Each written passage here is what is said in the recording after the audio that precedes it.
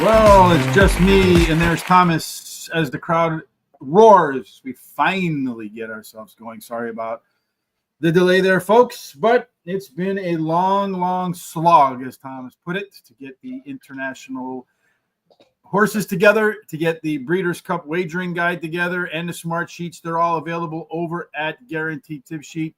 Please head on over there to make sure you take advantage of all of that. You see that right there.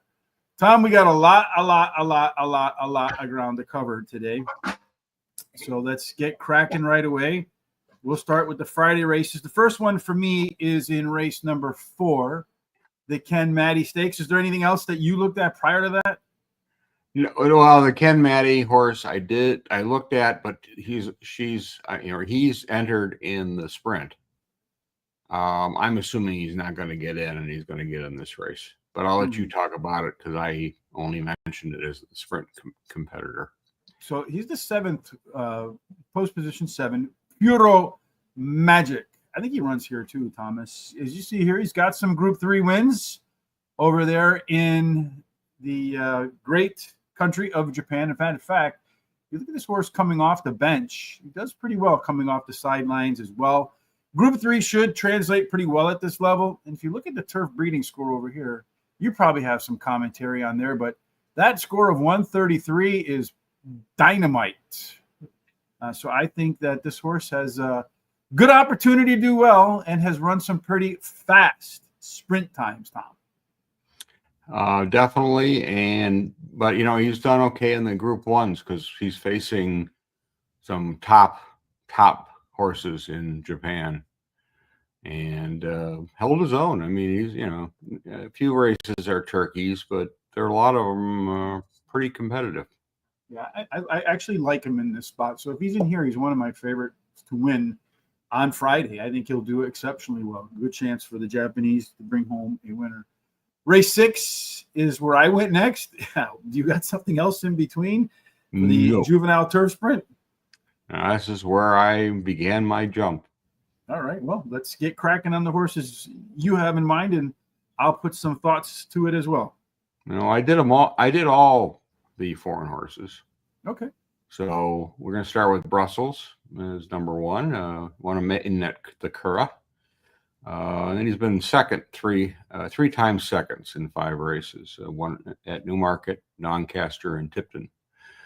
I don't think he's the best 2-year-old that Aidan O'Brien has, but I think the inside post position, a good trip, can't rule him out for the money.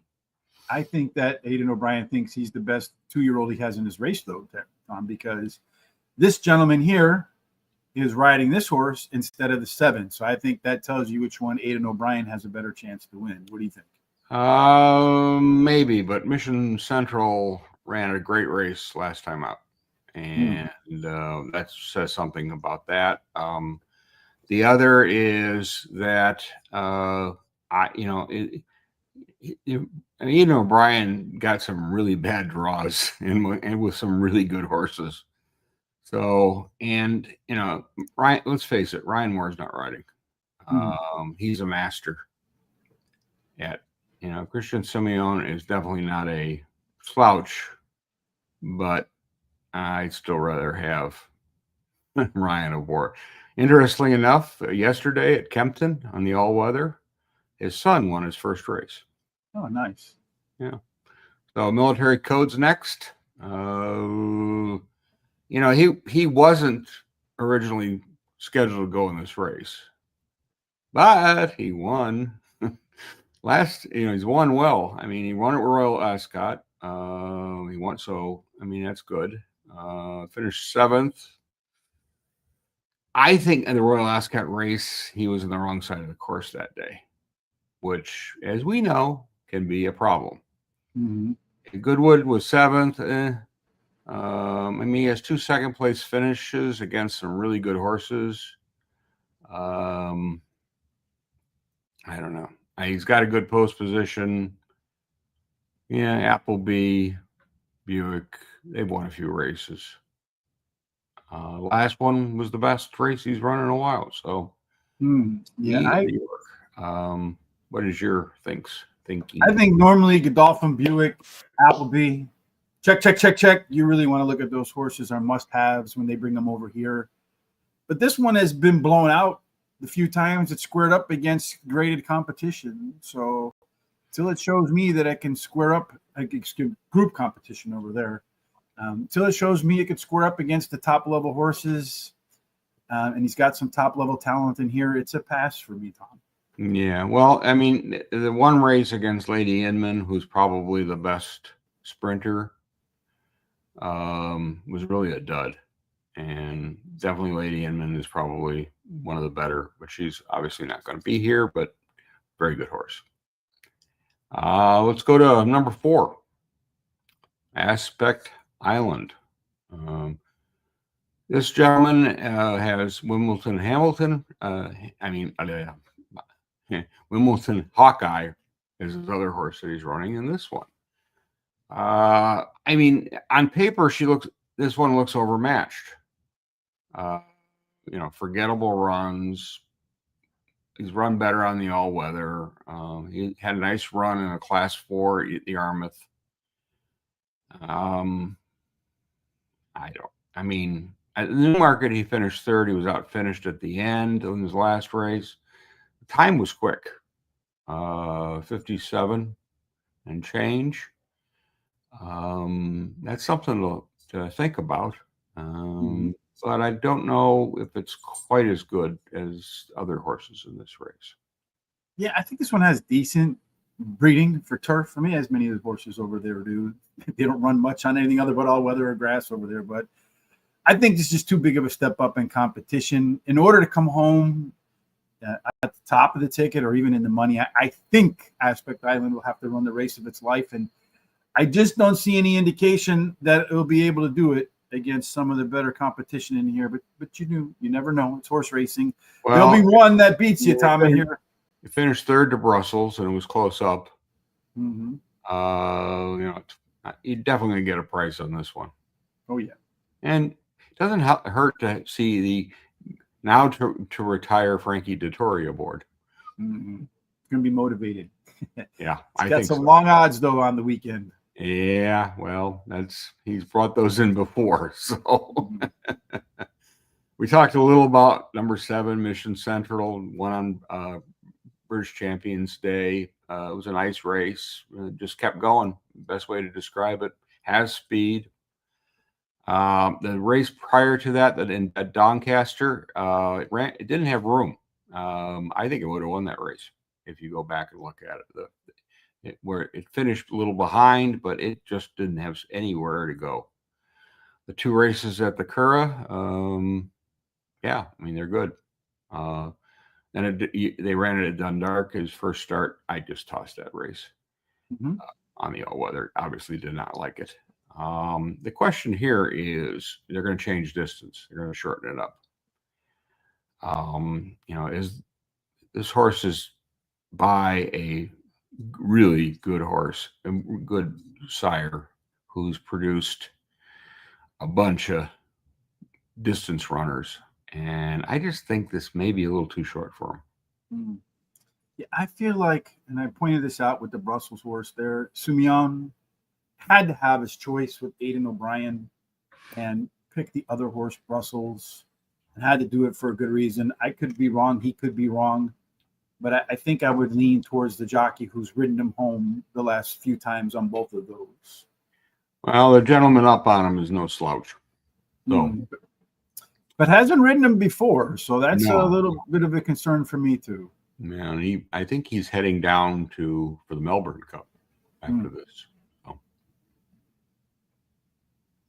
Next one is 8, Havana Anna.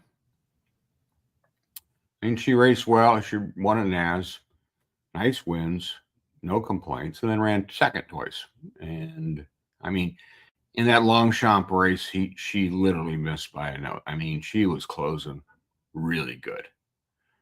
At about 5 furlongs, I think she's very suited to this. I really think she's going to sit behind the speed and pounce. And of course, she needs a trip come out of the 8-hole, but pretty good horse. Yeah, girl versus the boys. Definitely has the breeding. Proven she can run. I mean, True Love. We'll talk about the horse just a moment right there. Could be your winner, and she was right behind him. And that was at 6 furlongs. And Tom, I agree with you. I feel like taking a little bit of distance off actually works to have Anna's favor in this spot. At this point in her career, I think so. All right. Well, I already kind of leaned towards what I think True Love is capable of, Thomas. I have him marked down as the championess. What about you? She's probably one of the better Aidan O'Brien horses in this race. She won over the stablemate last time, which was, she ran on the near side and the Queen Mary and the Royal Ascot. With 2 furlongs left, she was asked to go, and she did what she's supposed to do, go. Mm-hmm. Again, we should point out for people who are not familiar with some of these courses that these are undulating, straight 5 or 6 furlong races for a number of these races. So we get the turn today, and we'll get to a horse a little later. But most of these horses are not used to that turn unless they're riding like a Dundalk or something like that. So it'll be interesting. I think it's just a matter of positioning. Wayne Lorden is a second stringer, but not a second stringer. He rode the English Derby winner this year, so he does some good work for Aidan, and there's no reason to say he couldn't do it again. Yeah, I just look at this. Good. And I look at this. Yeah, and again, look at the horses she's running against. The first race she runs is against Lady Inman. Well, I've already said something about her, and she just missed against her. Good. There's another one. That's probably and she went off the 40-cent favorite and lost to. He's stuck in a bad post, but and if you look down that list, even Leanna Liu, who's in there, another decent horse. So it's not like she's, they're dodging anything with this horse. I think their only race I was a little disappointed was the one she lost to Powder Blue at the Curragh. Well, I think about this, and I think of that good footing. I look at this weather over here. It's going to be sunny, going to be warm. Track's going to be fast. Track's going to be firm. I think the horse likes that footing, and I think you're going to see the horse actually take to the firmer, faster footing than she's likely used to, and come home your winner. I think this one has the highest rated wins on the resume, and we'll add to it on Friday afternoon. We shall see. And also, if you look at the breeding on this horse, it's there. Obviously three starters, 3 winners, and they're all stakes winners. So that breeding should tell you a little lot right there. Getting the job done. Yeah. So I think we're going to skip forward to race number 8. Do you have anything in the middle or no? I have the Breeders' Cup Juvenile Fillies Turf. Yes, that's race number 8. All right. So far, despite the massive delays and the headache of getting all this stuff together, lack of sleep and overdosing on caffeine. And the shovel that you had to use for the manure. Yes. Well, I did manage to put on the yellow and purple for the horse racing today gear. So at least perfect. Wow. I went with Breeders' Cup. Well, at least we're both spiritually correct today. Yeah. All right. So this one's a mile on the turf. Thomas, you did mention, and I think that might come up some of these right now, but let's talk about, you mentioned the turns. I think now we're really going to start to get in some of that, but let's start with Queen of Hawaii. Yeah, she's 3 starts, 2 wins. 1 mile at Leopardstown, then at the Curragh. Their Group 3 was the last. She won last time going away. And she couldn't get a better draw, in my opinion. And she's going to be very tough. I wholeheartedly agree. When I went back and I looked at the Racing Post comments, and you see one going away, and pushed out and clear in the final 110 yards. Those are usually words that I see and associate with extra gear, Thomas. I don't think we've seen that extra gear in full display of yet.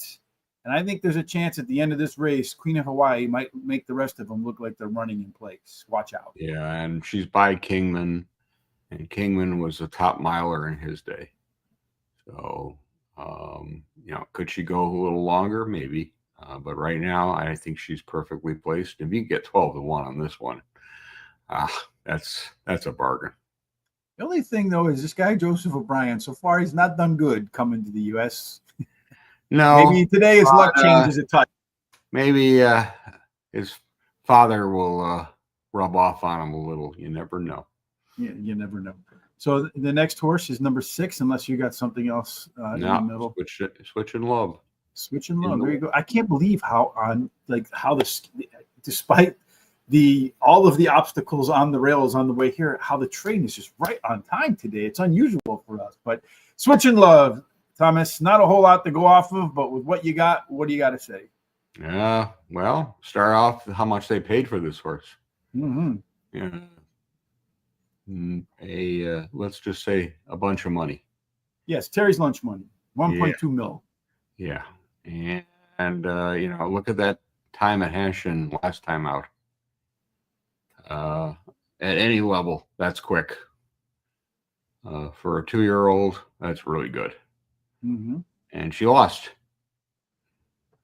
So either tells you that other one's even a little better, or you just not on her day. She got caught at the end in that race, so she did run a very credible race. It's hard to say. 1 year, the first time at Del Mar, the Japanese did well. The second time, not so much. This one's really hard to figure, but I thought what was interesting, they did put a work in her at Del Mar. And I think that's something to think about, because they obviously are preparing her accordingly. Yeah, I do think they paid a pretty price, 1.2 million.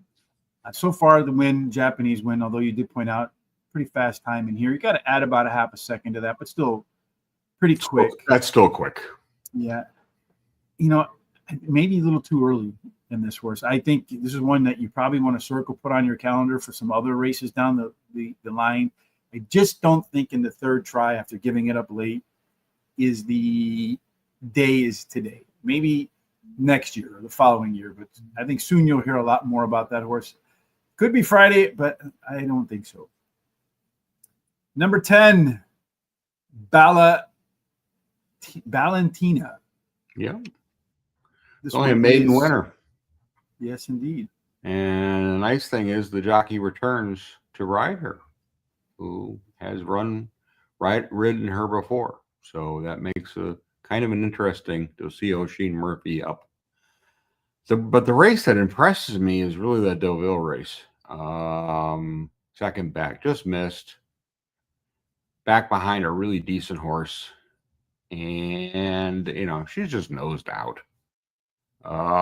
She ran third at Royal Ascot in the Albany. She went off at 40-1.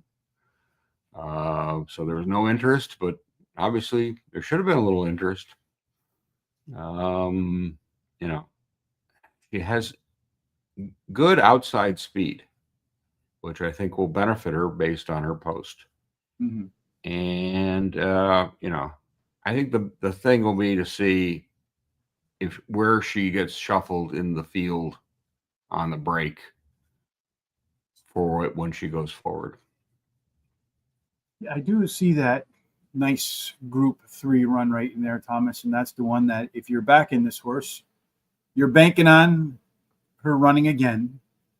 The thing is, you pointed out a little bit earlier, Thomas, that a lot of these foreign horses have not turned.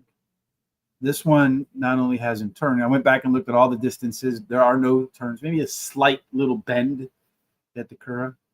But outside of that, hasn't made one turn, let alone two turns. I'm afraid even if she does got speed, could get caught wide through the turns. That's just a really tough trip to make. So I think Valentina is going to have a hard time on Friday. Could be wrong again, but I don't think so. That's why we're getting our dice out and see what we got. Yes, well, I used the Magic 8-Ball. Pacific Mission out on the Pacific Coast. That's got to work, right? The name fits. Does the horse fit? I would think so. I mean, her first start was a dud, and then the next ones are pretty good. Mm-hmm. All weather at Kempton, got a win there, and then came back at Doncaster and ran a nice second.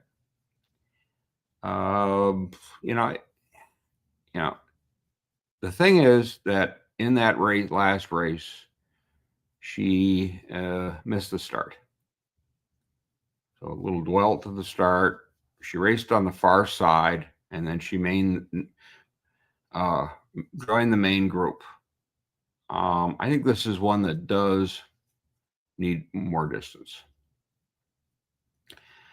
Post 12, of course, doesn't help any, but you got a very good jockey in Colin Keane, who's top Irish jockey, up on this horse, and it's just a matter of getting position.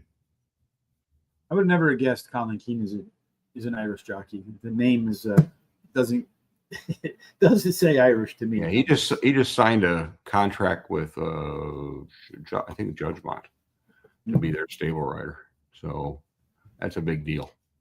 Yeah, for me in this race, this guy scares me, Thomas, for sure. The breeding is there. I don't think there's any question about that. And she just missed last time out, as you pointed out, Thomas, in a Group 2. But she's been off since mid-September. And the one thing that horse that's making his first start after layup, the only thing he really got to go off is how it fired in its debut. That was a bit of a chunky race right there for me. And it looks like then afterwards found her form. There are horses, Tom, that they need one before they get all oiled up and ready to go. I don't know. Maybe Pacific Mission is one of those that needs to oil up a race before she goes. And this is a tough spot to come in if you need one. I think maybe a tune-up race beforehand might have been very useful. Mm-hmm. Possibly, but we always have to factor in the infamous. It's a Judgmont horse, so they definitely know what they're doing. And the other part is with this one is that it's really going to be a matter of what kind of trip it gets. It may get a terrible trip and still look great at the end. So we'll see. And we got one more. Precisely one more, Thomas. This guy could have a good weekend, I think. Well, definitely the favorite. Definitely, Aidan O'Brien has been touting this horse as his best 2-year-old. Certainly can't complain about its record. You can complain about the post position. So he's going to have to do some work. Going through that list of tracks that it's run at, it's straight, undulating, except for Cork, which is a little flatter. Would look good at that. If it can overcome that post position, it's the one to beat. Yeah, as you pointed out, Tom, that resume, 3/4 of a length in a debut. It's all it is away from winning all 5 starts. So that resume speaks for itself. The last 2 being Group 1s, so they should translate fairly well to this competition over on this side of the planet. My question here is, again, hasn't turned once in any of the races. Now it got to turn twice today. But I kind of disagree a little bit. I feel like the outside post in this case actually is helpful because everything will be in front of the jockey and should be able to help him make good decisions to get the horse into good position because he's not going to have anything to the outside blocking him in. So he should be able to go on the track where he wants to go. So it doesn't help, but I think it doesn't hurt. They'll tuck in and maybe be 2 or 3 wide on the turn. Which is that 3 wide, that's a little bit of a trouble, but I'm hoping that can avoid that mess for sure. Is that it for Friday? Do we got more to go for Friday? Let me see on my Well, we do actually. We have the race juvenile 10. turf, which we definitely need to cover because there's 3 horses in there. Indeed, there are. So let's look at the first one that I have on my list is number 6, North Coast. Is that where you're starting to? That's where I'm starting. I can't believe how much in line we are today, Tom. It almost makes me. It is making me smile. Yeah, well, make silly faces too, right? He's been running at. I mean, his last race he ran on a yielding course at the Cura, and I don't think he liked it because you look at those other races on good to firm, a lot better results. And I mean, he's beaten by 10 lengths, but then look at the other races. I mean, 2 wins, some seconds, a third. Decent. Yeah, I am looking at this horse. Thomas did score a dominating win in the Group 3 back here. Was on a yielding surface, but really got pounded in the Group 1 race afterwards. Yeah. So I'm a little bit worried that finishing 10 lengths behind a horse that's in this race, it's a little bit much to overcome in my view. Race number, same race, but horse number 2. Same race. Ardesia from the Ardesia Partnership. Hell, that horse was named after the partnership. They must really think highly of this one, Tom. Well, whenever you name somebody junior, it's definitely the most experienced horse in this race. Yes, indeed. 11 starts. Nobody comes close to that. It's been running at the distances of 5 or to 6 furlongs. And if you look, there's no group races, even though that last race really should be a group race. It says class 2. It's not a class 2. Another interesting fact here is after its 5th race, they gelded it. So that's kind of interesting. You see a change in form right there, too. Yeah. Well, and also in May, it ran at Chester. Chester is a tight-turned course, very reminiscent of Del Mar. Did okay, but it had a bad draw. You draw anything outside there, you basically don't have a chance. Or if you do, it's not to win. So looking at that, I mean, it's Royal Ascot race. Windsor Castle was a dud. Next race was a dud. And then they gelded it. And look what happened. And then he became a stud, but he can't become a stud. And he just missed behind Mission Control, who's running in another race. Mission Central, yes, we talked about that one. Yeah. There's no question this horse is in good form. There's no doubt about that. You did point out has not faced stakes quality yet. Those are good race ratings, though. The class ratings and even on the race rating is a little on the low side. I do think there are a few in this race that are tougher than it's faced so far. That form continues, though, is definitely one that you have to consider. Maybe a Tom horse going to win, probably not, but definitely a good shot to finish in the money. My only question is, well, it definitely has the experience, that's for sure. The good races, though, by and large, have been mostly, in the money finishes, not really showing up at the finish line first. And the last horse in this race is going to be one that we saw already. Was it against First Love that finished behind this horse, but just by a little bit? Yeah, no, True Love. True Love, yes. First Love, True Love. In the first race of its career at Navan. Yeah, it's probably the only love. The True Love is the first love. So, yeah. How do you pronounce this horse anyway? Gestad? Gestad, I think it is. Yeah, we got it right. I mean, it misses in a Group 1 at the Cura, came back at Newmarket, missed again to Gawain.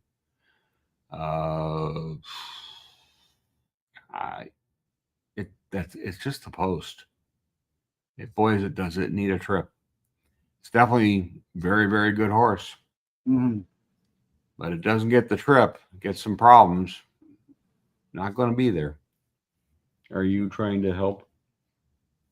Hey, the doggy in the mix today? Yes, Yeah. indeed. Yeah, well, he just wants to check in on you, make sure you're doing your best, Thomas. I look at this horse, Tom, hasn't run a bad race yet. No question about that. Again, another one of those horses that's going to have to find its way around some turns. You did point outside that it is on the outside, has faced up against good Group 1 company. I mean, goes from winning straight to grade 2, grade 1, grade 1. So Aidan O'Brien clearly thinks highly of this horse. Yeah, and won at Royal Ascot too. So after one start. I just wonder if it's a wallpaper horse and likes to hang a little bit late, which is the way the resume looks against better competition. But if it runs its race, the one to beat. All right, before we move on to Saturday, let me just point out again, the Breeders' Cup wagering guide and smart sheets are available over at Guaranteed Tip Sheet. There is a link in the description on YouTube. Make sure you use that over at horseracingtoday.net, just in case you can't find the description in YouTube. Right on the right-hand side, you'll see a banner. Just click on that so that you can let them know you came from here. So that way we can keep track of those things. Saturday, Thomas. We got a lot of horses on Saturday to deal with, too. Starting in race number 3 for me. Did you start anywhere else? I did not do the Garnicova. Hey, look at that. All right. So in race number 3, we're looking at number 13. Did you do this race or not? No, I did not. Right, I mean, I looked at it in terms of my own personal stuff. So I look at Temptable. This horse dominated in her last race, highly rated race. Is probably just as good a rated race as any other horse other than the favorite, Special One. My major concern is all the races that this horse has run have been on soft.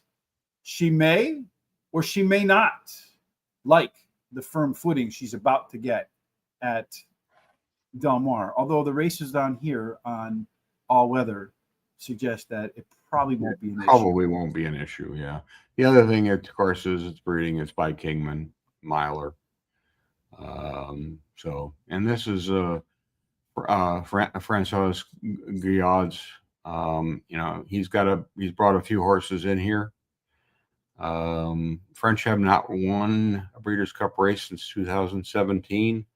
I think that may get broken by him just because he won the Arc. He's won some major races this season.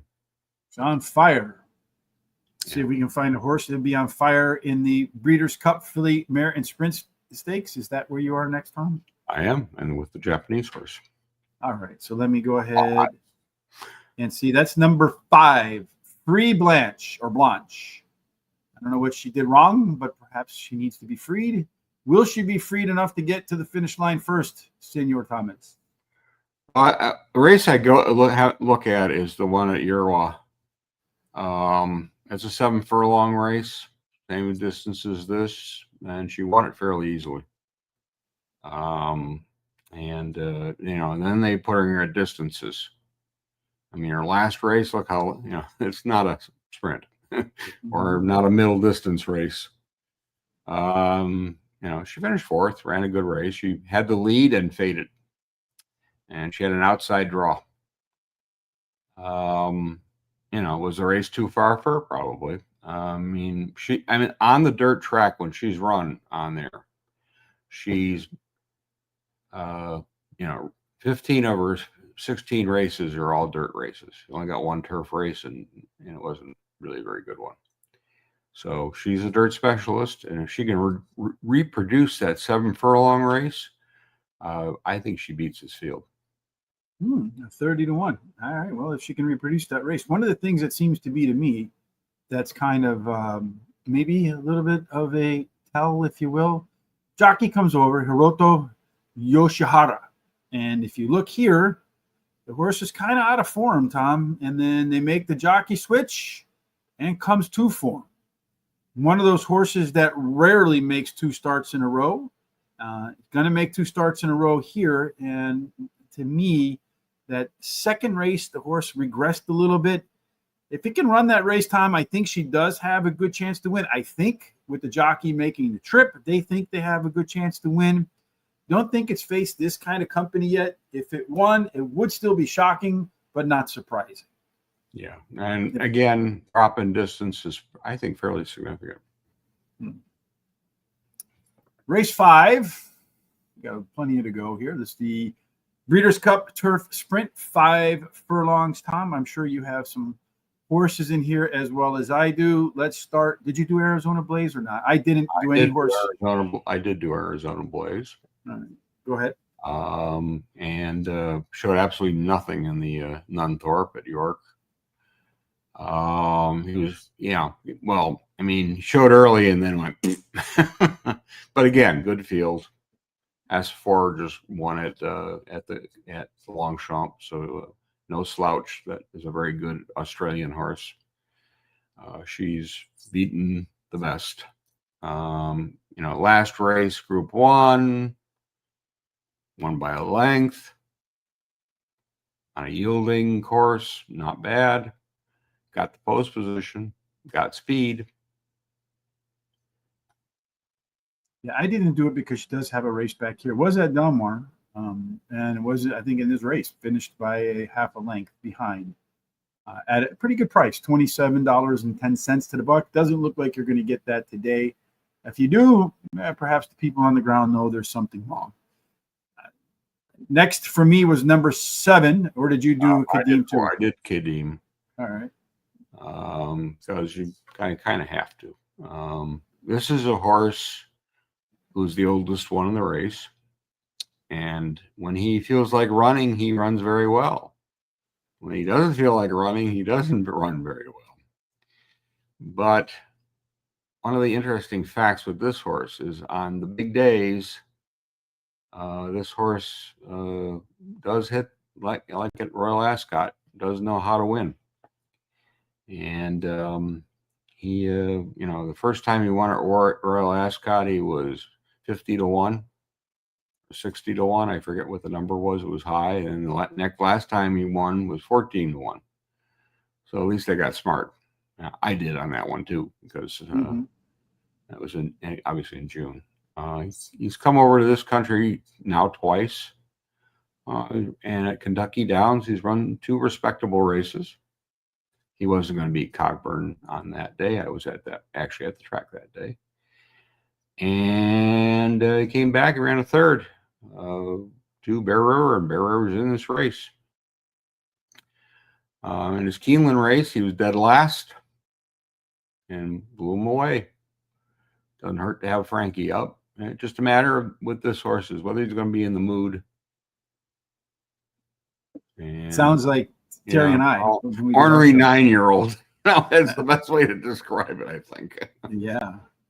That sounds like it. All right. Well, I didn't do anything on this because the horse does have some experience, so I just let it be. Let that experience speak for itself. The 7 horse, she's quality, no experience in here. So how does it, in your view, speak for itself, its resume? Well, I ran the Abbey last time out in Longchamp and lost Fast Forward, and we've talked about her already. She's very good. She came from way back to get 4th at the Curragh in her previous start. The Nunthorpe, she showed some early foot, and that was it. She runs betterly. I think she has to be a little more forwardly placed. But if you go off that last race at Longchamp, she's got a really good chance. As I take a look at this one, Thomas, I think she's run fair enough to consider, but it seems to me like her current form makes her a Tom horse. Gonna win? Nah, in the money at best, in my view. Race. Why do I keep? You're not done yet.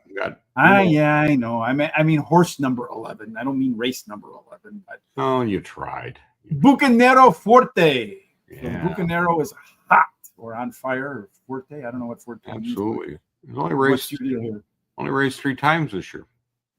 Won 2 of them.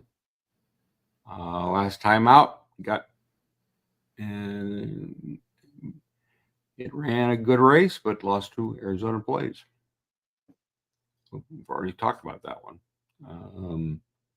Plenty of speed, a lot of speed actually. outside, but I think the turn in this case, the turn may actually help this horse because it does have that early, and of course, there's a lot of speed in this race. So if it can get position, they're using a local jockey, and I think that makes interesting. Makes him an interesting possibility, and he certainly has proven that he can run, and he's proven that this year, and he runs fresh good too. Proven he can win. There's no question about it. Taking home the winner's check in half of his races, one of which was a Group 1 back here at Nas off the bench, as you pointed out, Tom, came off and fired. So the horse definitely can do that. Did finish third behind Arizona Blaze in his last race, so that is a touch of a concern, but not all that far. Yeah, by a length, not really. But yielding course, I think it's going to prefer it seems to do well on soft, but it has some back end where it's run a little better on the good to firm.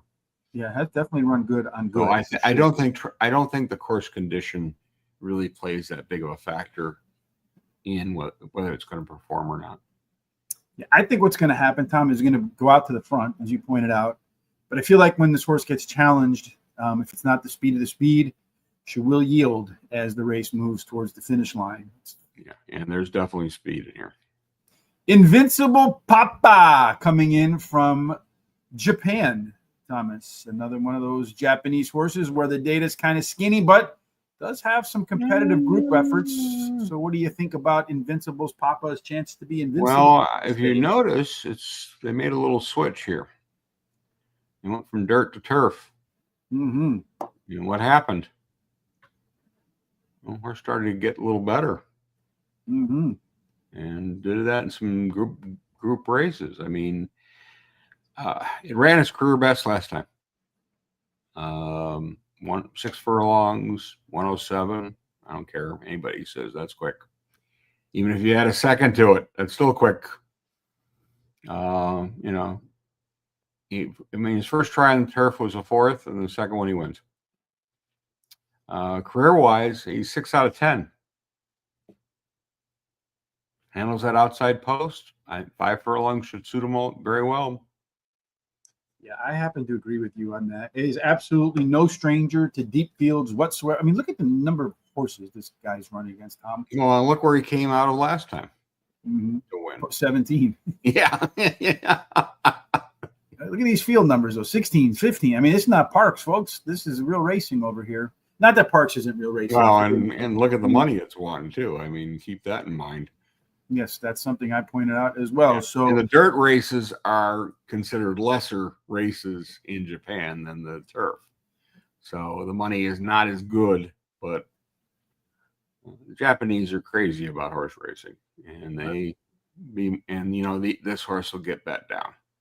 Good thing you added the part about horse racing, or we might have gotten a little bit of trouble. You pointed out, Tom, rightfully so.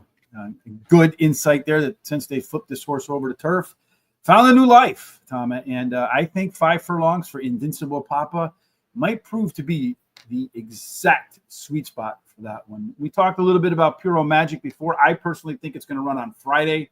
But if it does scratch into this field, Thomas, what do you like about the chances? It would have a chance. I mean, it ran well in Dubai, or well enough, I should say. I mean, last race before, much better. I don't know if he's a Group 1 horse necessarily, but he's certainly a notch below that, and certainly I think the other race is a better place for him for a win. Yeah, I think he has a great chance. Starts, he wins 5 times on the turf, so he does know how to win. I think they should run him on Friday. I think they better chance to collect more money for sure. Race number 6 on a 12-card field. I don't think there's that many more to go. This is the Breeders' Cup Sprint Grade 1. This is a dirt race. Millions of horses to go. Millions and millions. So in race number 6, we're looking at a couple of horses here, starting with horse number 9. Yes, American Stage. There you go. American Stage, another Japanese horse. going to take the American stage, and will he storm it? Yeah, I mean, he won his first 3 starts on the turf and dirt. He went to Dubai and finished second in his first start there, and then 6th to the Shahid. Obviously, dirt races. Got a start in October.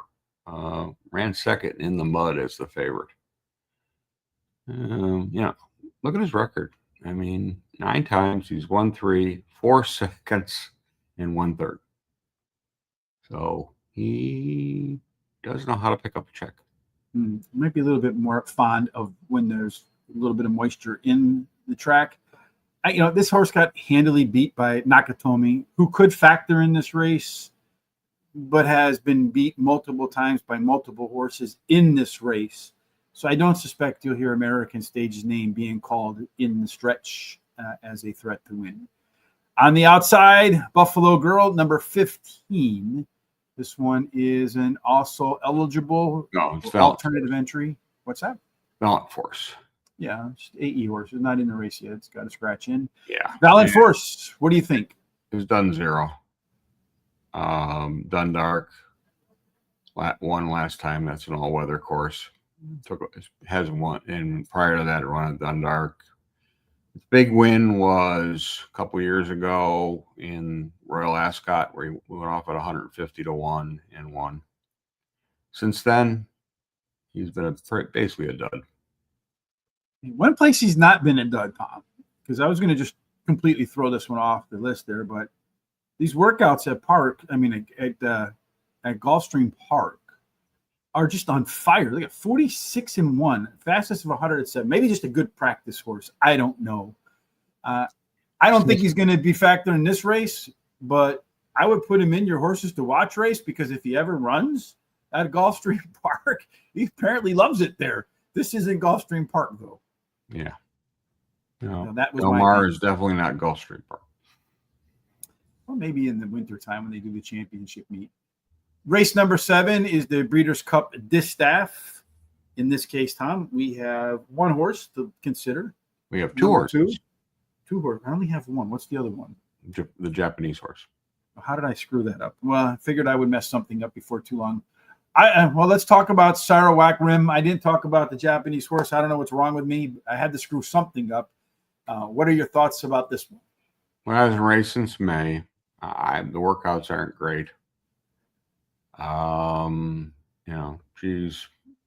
She's 4 out of 5 in Argentina, but they're adding blinkers, and look who's riding. Irad Ortiz. Just read an article about him being the best Breeders' Cup jockey right now. So I really wanted to think about this horse. Argentinian horses, when they come up here and do well, they tend to be fast. They get out to the front. You did point out, Tom, the horse won 4 out of 5 races with a second.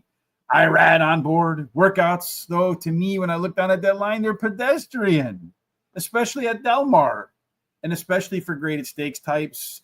Maybe she'll prove me wrong, but I'm going to pass until she does. I missed the Japanese horse. I don't know what's wrong with me. She ran. You know why? Because she ran last year here. Yeah.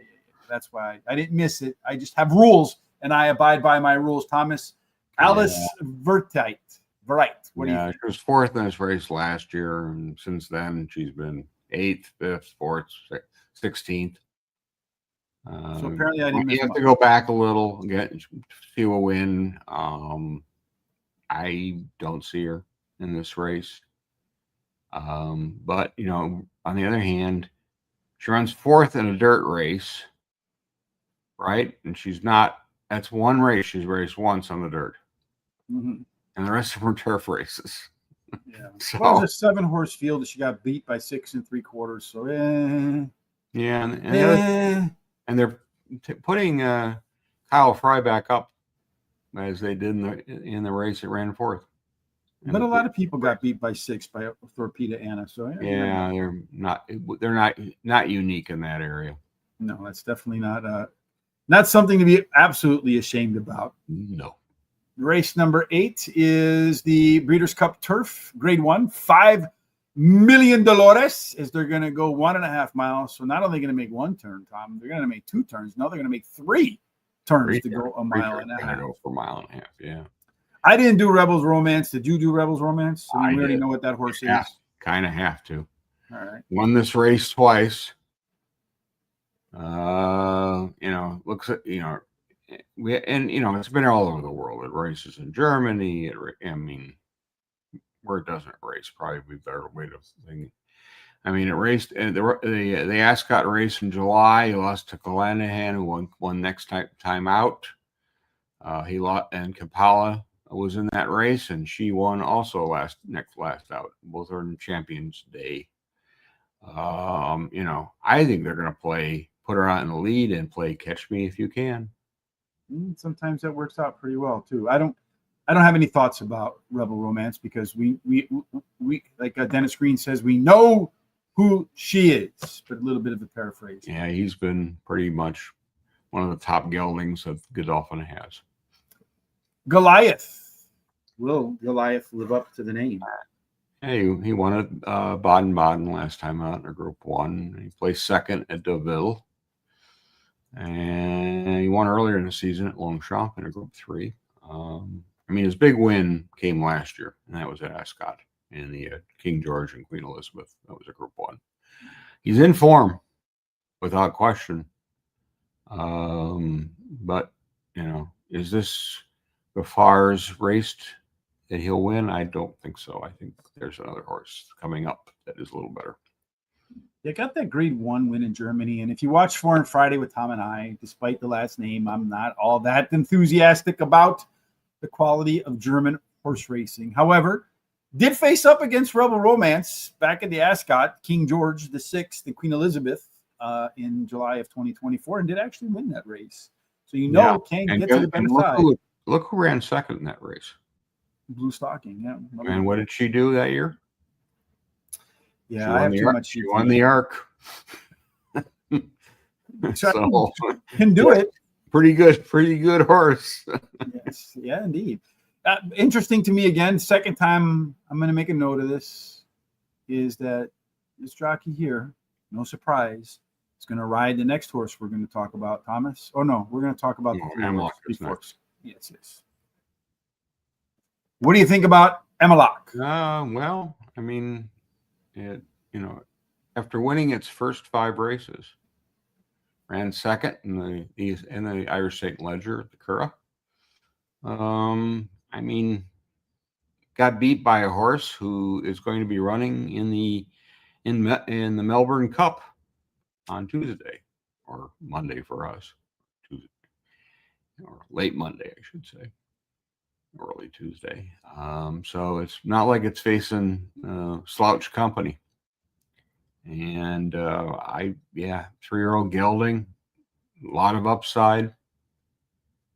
I don't think you rule out, and this is Russell Ryan's only mount that I have. So he's coming for a reason. Yeah, he's going to knock everybody out of the way. You did point out the horse started off its career 5-0 before running out of the front in a Group 1. And then in that same race, the horse that finished third, Al Karim, came back to win a Group 3. So I do think this horse, Tom, can contend in this race. No question about it. Maybe Ryan Rosa gets the check that he's looking for. And on that turf, not shabby. That record, 6-5-1, isn't nothing. If you're the owner of that horse, you're pretty thrilled, I think.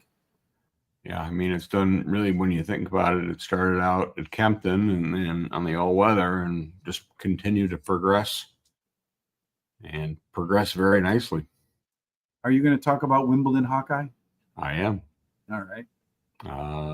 Last time out was a pretty convincing winner at Kentucky Downs. In that rather, what is it? It's $3 million if you're a Kentucky bred and $2 million if you're not. But still, that's not shabby money. Take it. This is, you look at it, the CV, he has only 2 average efforts on his race record. That's it. Everything else, you look at who's running against, and he's doing very well. There's Amlock in there. There's El Carrevos. I mean, there's Prince of Arias. I mean, Pride of Arians. I mean, he's not dodged any. I thought he was kind of a hard luck horse at one point, and then I saw when they brought him to Kentucky Downs, I'm going, oh, he's going to win that easily. Well, he didn't win it easily, but he did win it, and he came from a way outside post to do it. So I think you got to think about it. Yeah, 12 out of 12. That's outside. Yeah, I didn't make any commentary on this one because I didn't make any commentary on Solo Ali either. Did you? I did. Right. Last time out, Canadian International, and then before that, raced at Royal Windsor and a Group 3. But he hasn't won above the Group 3 level, and that's my concern. But he's coming off 2 wins, so form's there. But I think this is one with a big price. And regression will be there too. All right, Mini Hawk. Does she get the job done? Well, she'll definitely be the favorite. Second in the arc to a Francois Graffard horse. Again, one of the key races, as mentioned before with Chester, that is a tight turned course, and she won fairly nicely. Went to the lead and really didn't look back. And again, this is one that'll be between that 3 and 2 furlong marker when left. This is when she'll be moving. She's won all those Oaks races, and she's beaten horses like Whirl and Strange, who ran second last time out, to Kampala, and really not done anything wrong. Draw is good, just position, and I'd be very surprised if I get the job done. Yeah, ran a pretty good race in a big race last time out too. Yeah, so that's a huge race. Yeah. She cost a few bucks too. Back I know Terry's in the notes there saying he wish he had enough money to do that, but $2 million is really Terry's lunch money right there. Breeding's there. She won $2.6 million in 7 races, Thomas. I think second start after layoff, it's the one to beat, Thomas. No question about that. But I do think Rebels Romance will make sure she's got to work for it. So yeah, I mean that's the horse she's going to have to catch, in my opinion. What about number 11? Unless somebody else wants to go crazy. Well, you never know in these races. Are you going to do El Cordobés or no? Yeah, I did do it. Wanted Saratoga and the Sword Dancer, and if you want to watch a beautifully timed ride, watch that race, because boy, it ran nicely. He's raced 8 times only, 3 wins, 2 seconds, 3 thirds. Won at Newmarket before shipping here. Last time out, he ran behind on the Turf Classic. Billy Loughnane is going to ride, top young jockey. Do you consider this a second stringer for Godolphin level? Yeah, probably. But do you think it could win? That Gelding could win? Oh, yeah, I wouldn't think it couldn't have a chance there. Yeah, I don't know. I'm not sure. How about Rash Shabar? Does this one have any chance, Thomas? I would be shocked if this one won. Yeah, I mean, it's big race. It won the Coventry at Royal Ascot last year. That's really since then. I mean, it runs good efforts. I mean, in group races. I mean, it's not a slouch horse, but it's a 3-year-old. And in my opinion, this is one I think I'm going to look for next year. Yeah. I think they'll run this horse next year, and based on its record, I mean, it's running against good some of the best horses in Europe. So it's not like they're dodging. Yeah, but I think there's better horses in here than what she's squared up against in the past. And if she won, it would be he won. Excuse me. It would be shocking to me if that was the case. I think so too. Finally, Ethical Diamond. Unless there's something else I missed along the way. You want a weird horse that draws in? This is a weird. Well, it drew in. And if this is a weird horse, let's just face it. It's Mullins. He's very talented with the jumpers. He's good with flat horses. Much better with the jumpers. This is a horse that has distance isn't an issue because it's been running over the fences. And it ran one maiden hurdle and been some poor efforts. Made a start at Royal Ascot in a handicap, and then went to York. The post I think is just killer. I can't play this one. Yeah, just a couple chunky starts for this one in there, Thomas. The other 5 were pretty quality efforts. Last one. Yeah, but it's also going over fences too, so keep that in mind. This is a little bit different competition too, so I don't know who's going to win, but it would be fun. It would be funny if the horse started just jumping along the way, you know? Yeah, well, man, jump some shadows. Who knows? I didn't do anything in race number 9. Did you? Well, there's only one horse in there. In race number 9? Yeah, that we would do is Forever Young.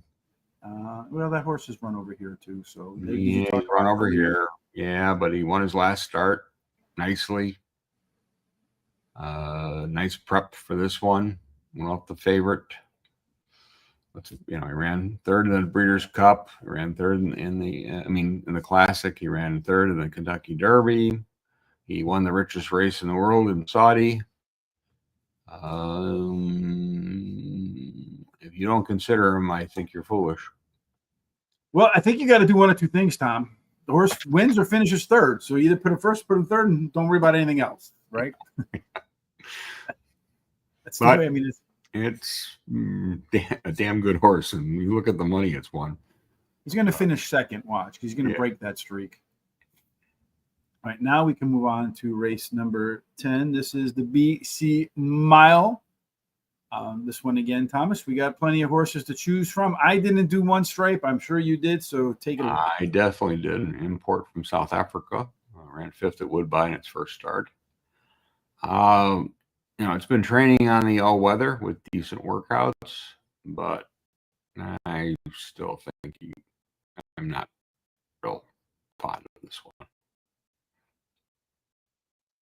I didn't do one stripe, so I'm not. No commentary for me because it does have already some. Right? Did you do Noble Speech? Notable Speech? I did do Noble Speech. Ran third here last year after winning the Sussex and the 2000 Guineas. But it's really run some average efforts. I mean, last time out, it just crushed the field.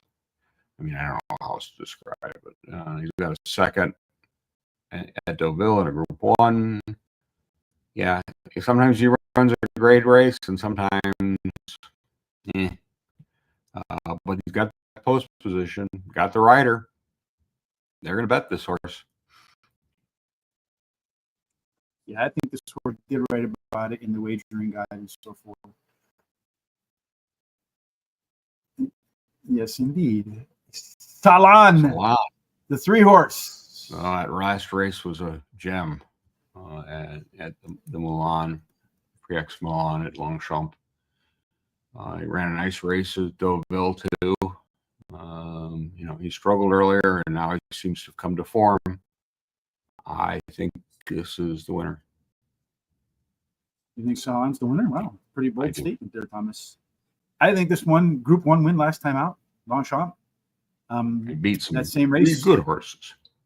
Yeah, well, that same race would fit here, I think. What do you think? Yeah, shouldn't be a problem.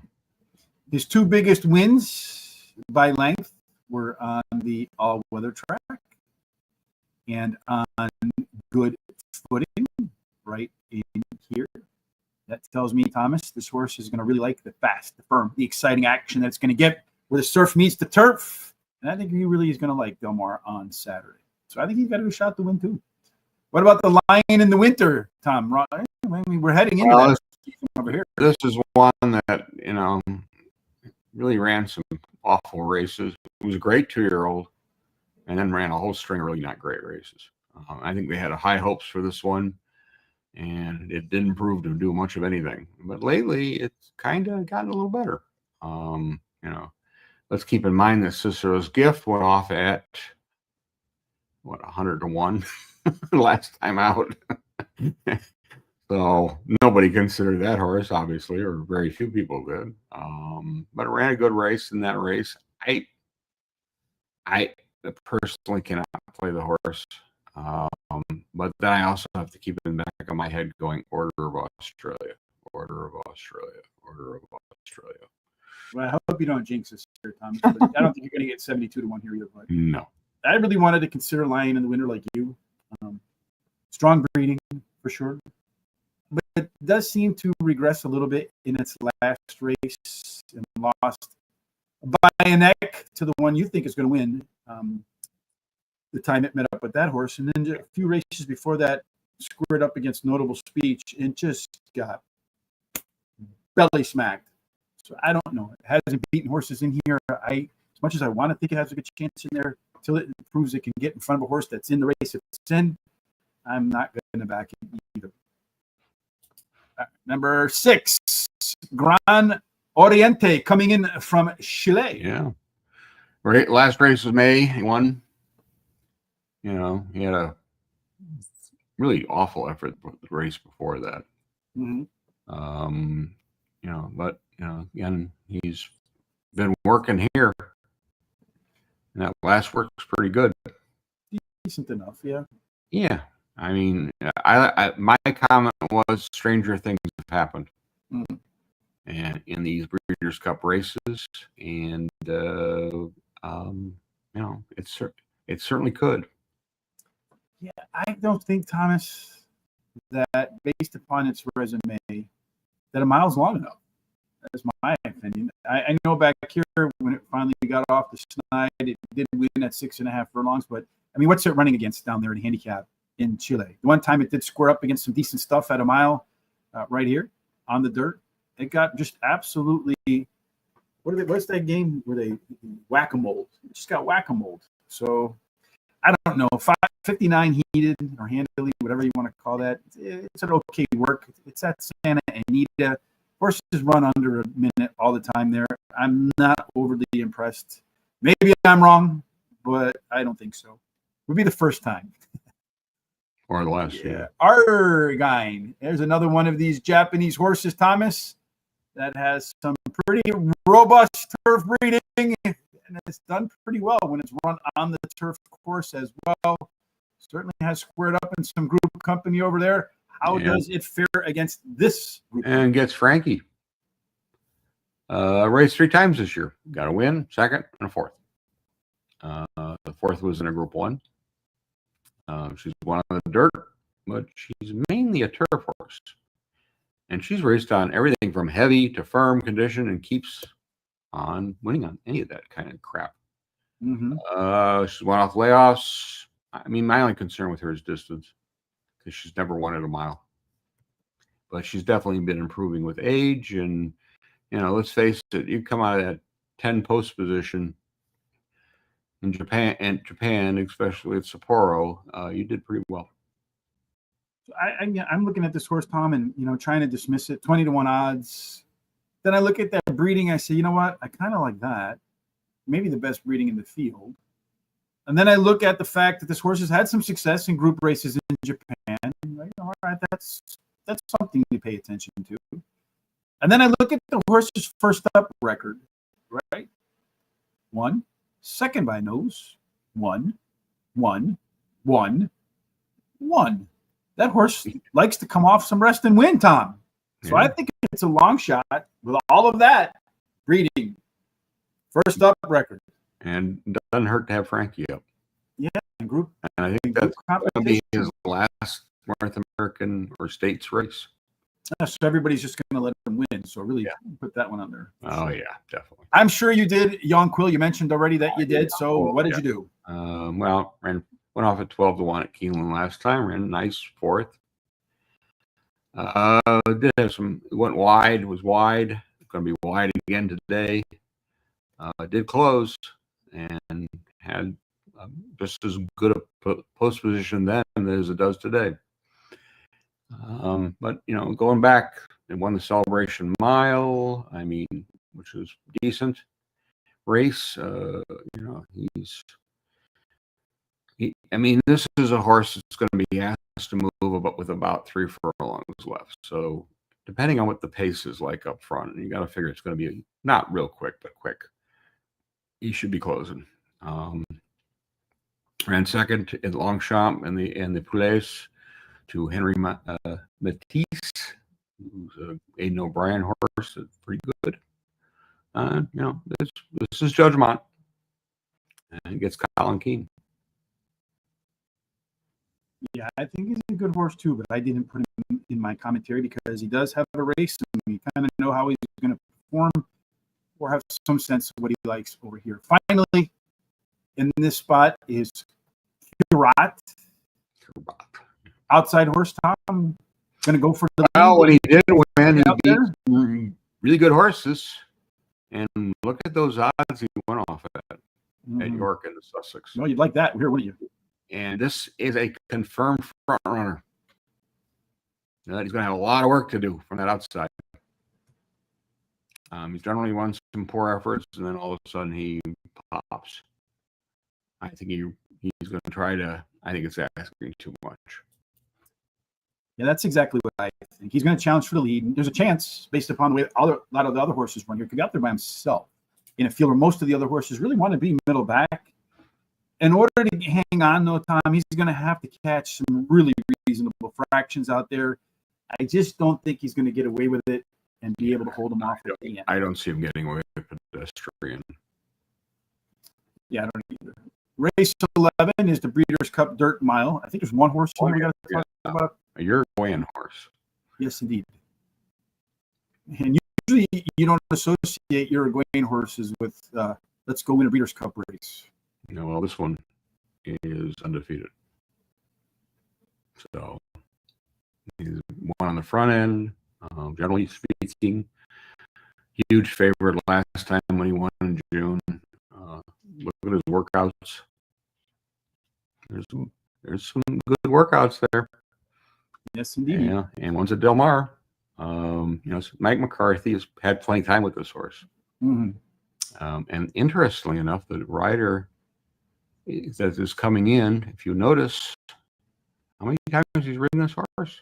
Every single time, as they say in Philadelphia. So guess what? Mike McCarthy's, I think, making the right move. Well worth bringing this horse in. I won in the mud last time out, did it nicely. Those works really jump out at me. And if I get anything 20 to 1 or more, I'm really going to be interested because I think you're going to get 20 to 1 more. It's, let's face it, it's still undefeated. Yeah, we once heard an Australian announcer say you don't know how good a horse is until it loses. And we're going to find out on Saturday where Touch of Destiny fits in on that scale. But, I saw a horse, as I alluded to, from Uruguay. I said, yeah, Uruguayan horse. And I almost reflexively skipped them. And I think a lot of people will. And that's why I think 21 odds, you're going to get that. But then I saw 6 out of 6. So, okay, maybe the horse has got something. And then, like you pointed out, Tom, I looked down the past performance line, looked at those workouts, been here for a while, clearly aiming for this start, Tom. He may not win. He will show well and prove that it wasn't a good idea to skip him reflexively. I think we got one more race. No, we got a little more to do. Oops, there's the weather again. We got one more race to do. We got the Melbourne Cup. Another horse in this? I didn't do the Melbourne Cup. Well, So we'll skip it then. Well, no, you can talk about it, Tom. That's all right. Race number 12 is the last race for me. Let me pop that one in there. This one is the Filly and Mares Turf. Some bucking 3/8 around the course there. So it's a pretty long one in there, Tom. Let's see. I know you talk about horses with some experience. The Atisla doesn't have any experience. So what's the story with Atisla? Yeah, well, won her first race, and since then, earlier races win. Since then, well, you can look at the record. Best effort was at Leopardstown, where he ran third. Tends to show some early and then fades. I really can't play this one. Yeah, I can't play this one either, Tom. You see here it's running against Cinderella's Dream a couple of times and has not been remotely close to Cinderella's Dream.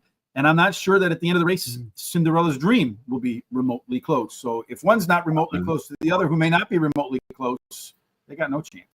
And also saw the back end of Fallen Angel 3 times. So Village Voice. No, 5. Oh, 4? Oh, You yeah. didn't do that one? Oh, I didn't do. You skipped Village Voice? Yeah, I don't know why. All right, well. Oh, Chad Brown. That's why I think I did. Yeah, you can do it. Go. I didn't do it because he's got a race. I did do Jazora, wondering why it's the 7-2 morning line favorite coming off. Well, because it ran in the arc and it ran. Yeah. That's a technical term too. I've seen that before. But prior to that, it won a Chantilly in a Group 1 in the Vermeil, and then it ran second in the Vermeil at Longchamp. It's got another win at Longchamp. The only thing I think I'm concerned with this horse about is firm going. Obviously got to toss that last race up, but I mean, I don't know if it really wants firm going, and that's why I have to go with somebody else. Yeah, odds maker thinks highly of this one, making it the favorite, I believe. I'm not a fan of the last effort, or really the one before that either. Thomas. Yeah, I thought. Well, the last effort, the one before was a decent effort, and Aventure is a top-notch horse. Yeah, still.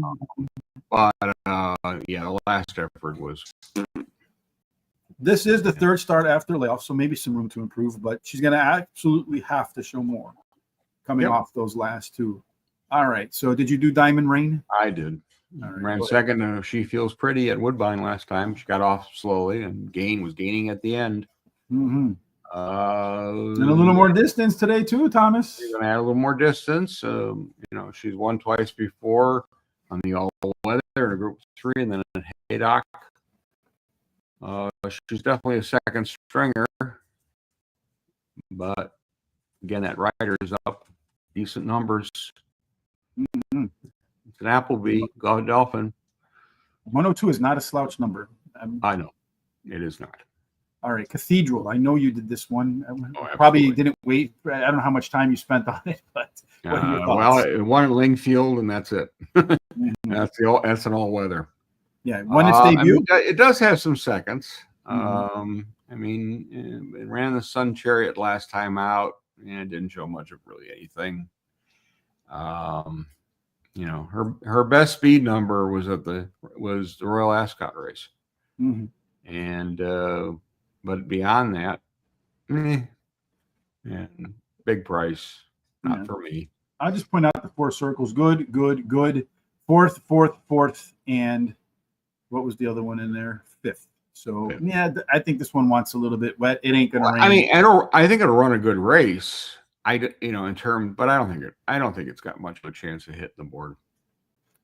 Here's Cinderella's Dream. Does have 3 races in here. I skipped it. Thomas did not.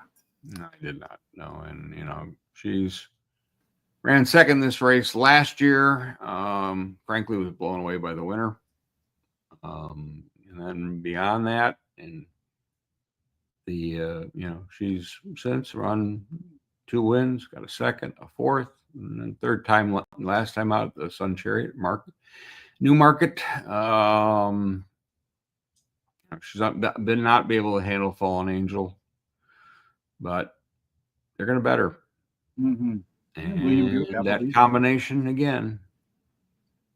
We got to figure they'll come home first at least once on the day. I didn't do La Kika. Did you do La Kika? I mean, 47 lengths last time out. How much time are you going to spend on that one? No time. All right, so we can move on. I think that it's got some okay works, but it really would have to be a serious form reversal. Yeah, well, that's a little bit more time than no time, but maybe just in time for a bedtime story. Thomas? Great 2-year-old, and since then, it ran. It ran an okay race last time out, but again, there's Kampala won pretty easily. The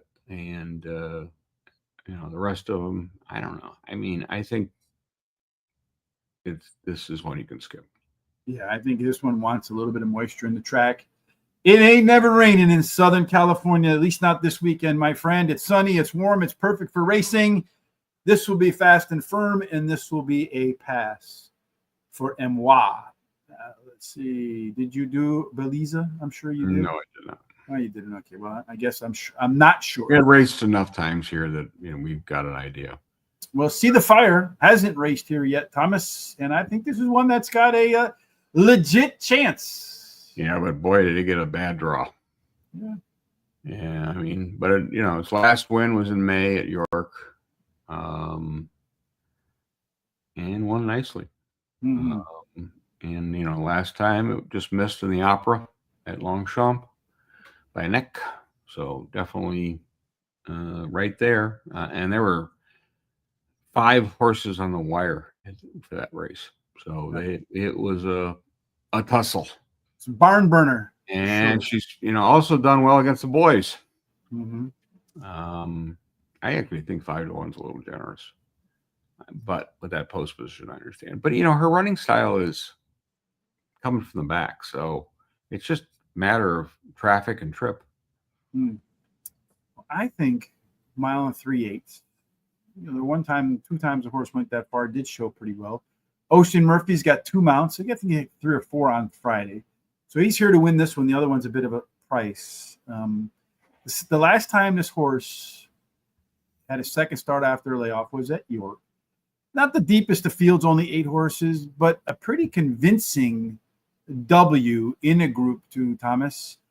I think this horse might take to the good footing, might improve off of that Group 1 5-way finish at the photo, and prove to be one in here that's got an excellent shot to win.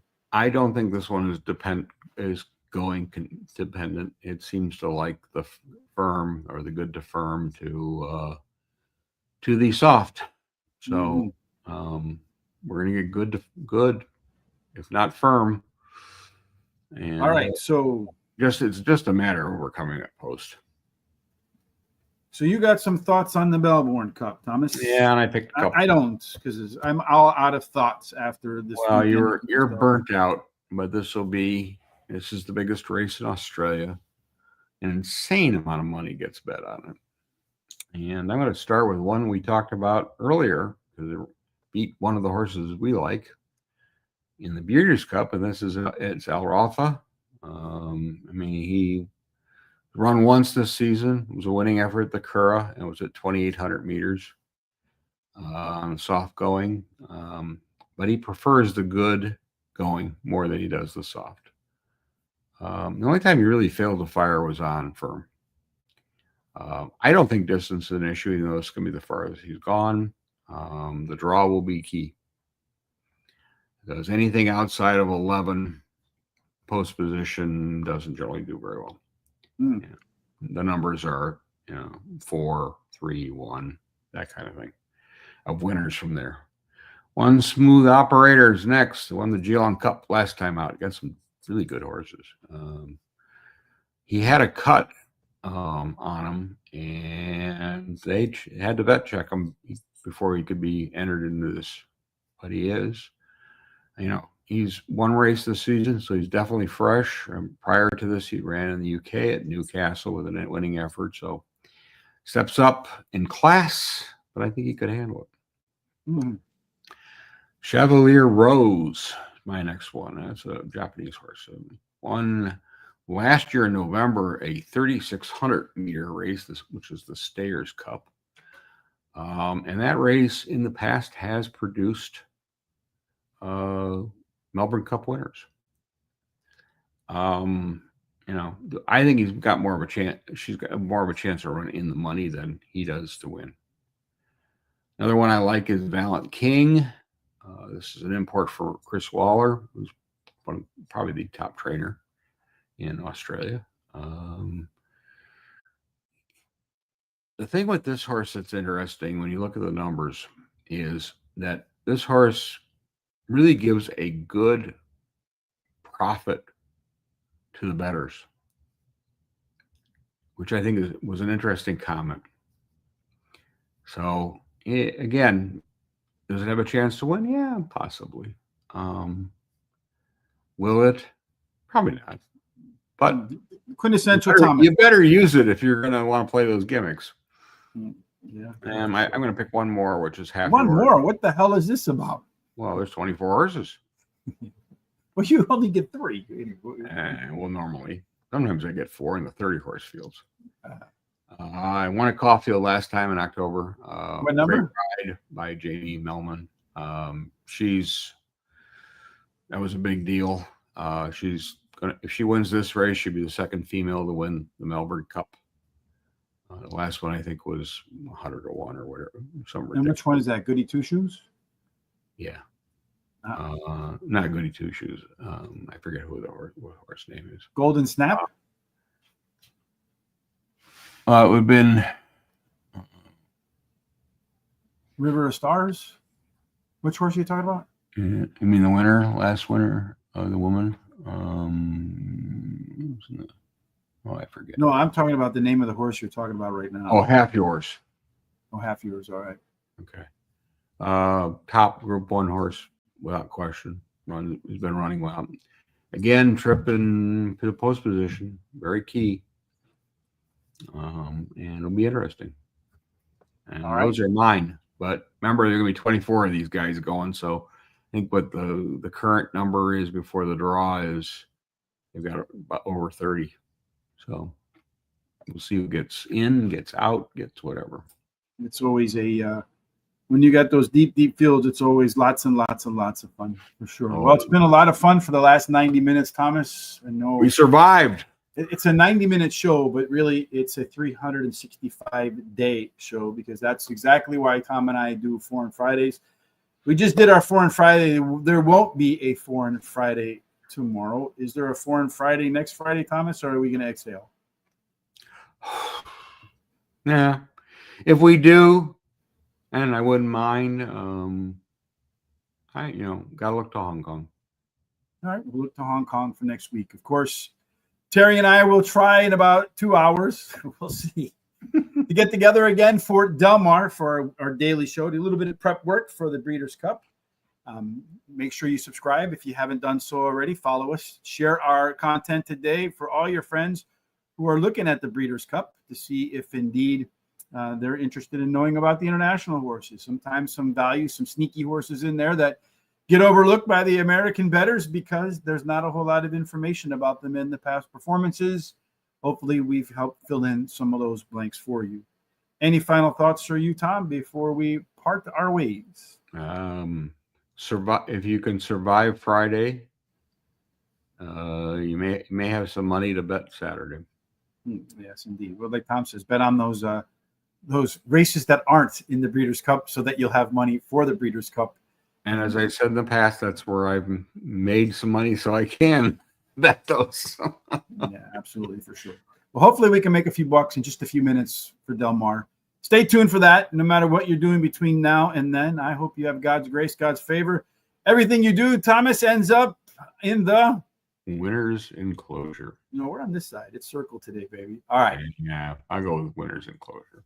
See you in a bit, folks. Make it a fantastic Thursday.